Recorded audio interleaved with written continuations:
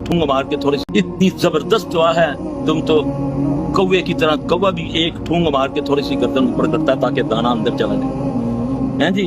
तुम तो बस सजदा ऐसे फिर ऐसे, इसकी दुआ है, दो सजदों के दरमियान की दुआ है। सीखो, कितनी देर लग जाएगी? 1 मिनट ज्यादा लग जाएगा, 2 लग जाएंगे। मांगा क्या तुमने अल्लाह में? अल्लाह से। और सबसे ज्यादा करीब बंदा कब होता है अल्लाह के?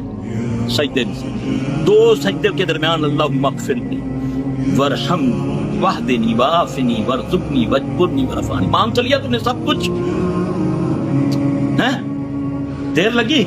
ये नहीं आता, सिर्फ इतना कह दे अल्लाहुम्मा अग़फ़िरनी। लेकिन इस तरह 2 सजदा बता, दूसरा सजदा कि तेरे पीछे वाला कपड़ा इत्मीनान से तेरे पीछे गिर जाए। नबी सल्लल्लाहु अलैहि वसल्लम दूसरे सजदे में तब जाते हैं आपके पीछे जो कपड़ा है वो अपने अच्छे तरीके से सरवट से ही हो जाता है। हम तो सजदा भी पूरे नहीं करते।